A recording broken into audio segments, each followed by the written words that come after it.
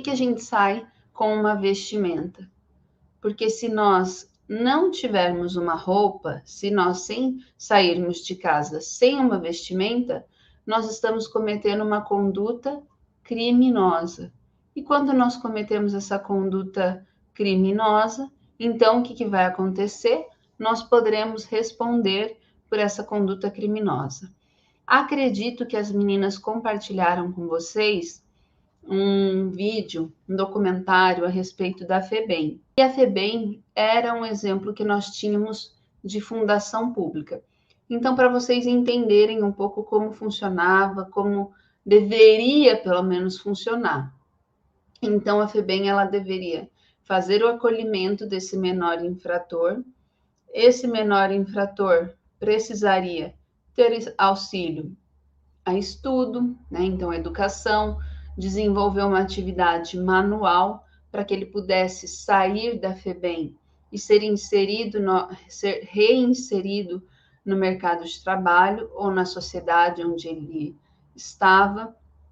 Então, tudo isso era o que a FEBEM deveria proporcionar para esse menor. Mas proporciona? Não, não proporcionava.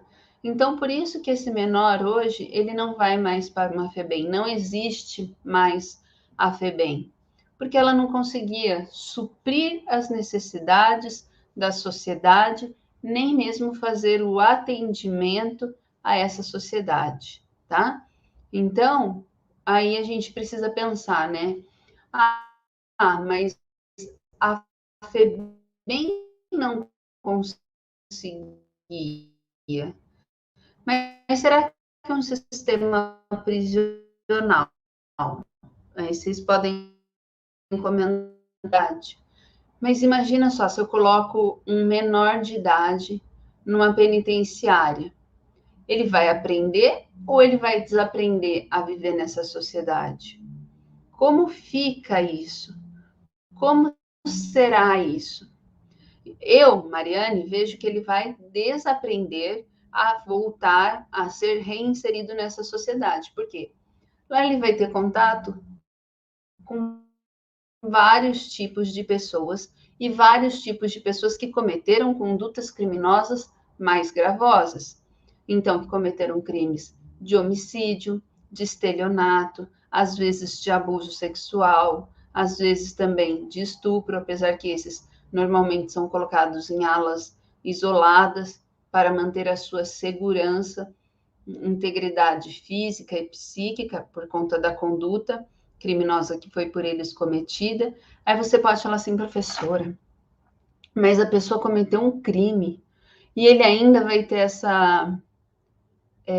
eu não queria usar esse termo, né? Mas eu não encontro uma outra palavra. Essa proteção, essa exclusividade, vai. Ele ainda vai ter essa proteção, porque o Brasil, como nós temos ali na Carta da ONU, lá na nossa unidade 4, o Brasil é signatário da ONU.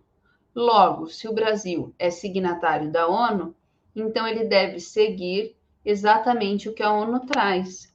E o que a ONU traz para nós? Que todas as pessoas têm direito à dignidade, que todas as pessoas têm direito a ter a sua integridade física e psíquica mantida, ainda que ele tenha cometido um crime. Então, o Brasil hoje, ainda por ele ser signatário da ONU, ele não vai ter uma pena de morte, ele não vai ter uma prisão perpétua por conta disso. Então, se vocês assistirem lá um filme, né, vocês assistirem uma série e falarem assim, nossa, no Brasil tinha que ser assim, tinha que ser igual tá passando nessa série. Mas não vai acontecer, porque o Brasil traz lá na sua Constituição Federal de 88 essa regulamentação, essa proposta de que aqui não teremos o crime de tortura, não teremos o crime de prisão perpétua, ele vai responder a uma prisão, normalmente, quando ele cometeu uma conduta, e aí eu vou fazer a dosagem dessa conduta. Ela é mais gravosa? Ela é menos gravosa? Quem faz isso? O juiz. Ele vai fazer, então, a chamada dosimetria da pena.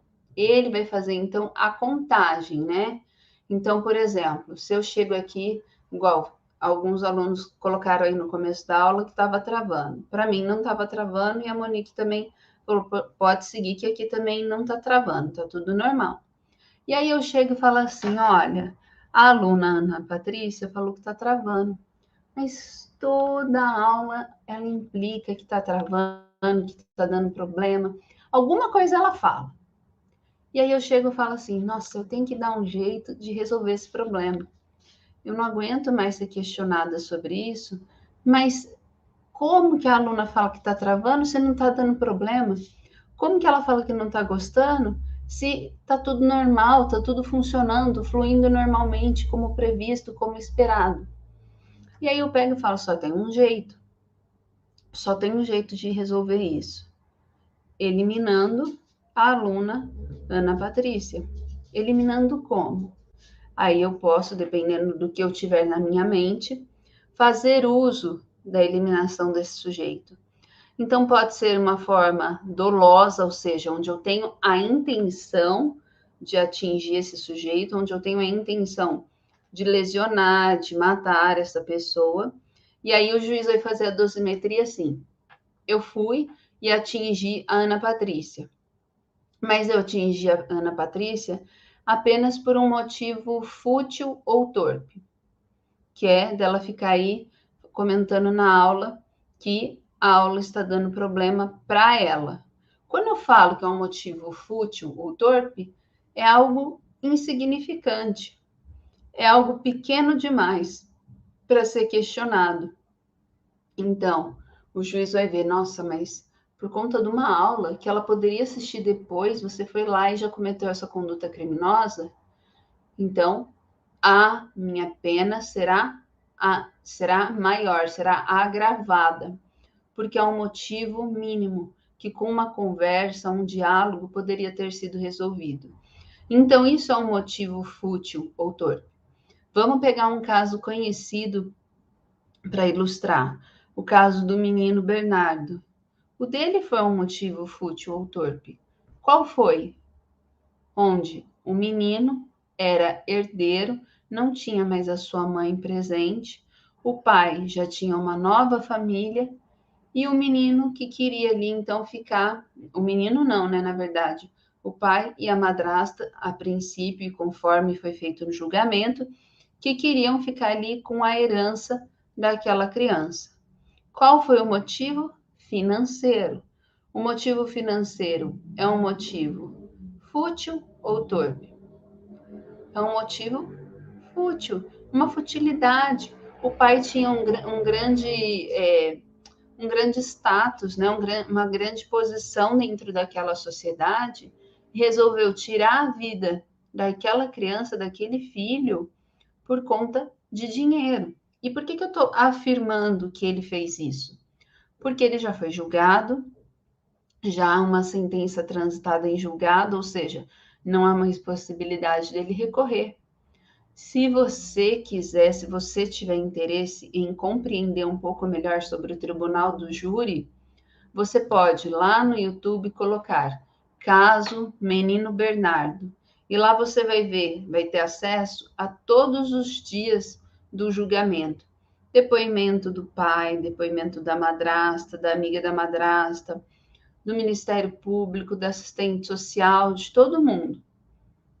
E ali chama a atenção de como o pai tratava essa criança, de como o pai se dirigia a esse filho. O Bernardo tinha 11 anos na época. O Bernardo sempre foi independente. Uma criança de 11 anos, um pré-adolescente de 11 anos, independente. Ele podia sair a hora que ele quisesse.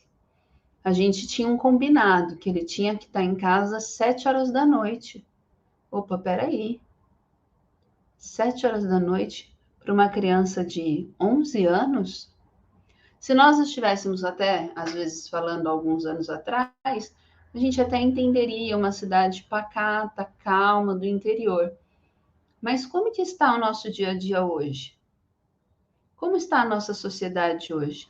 Você teria coragem de deixar o seu filho de 11 anos descer e ficar sozinho, por exemplo, no playground de um prédio?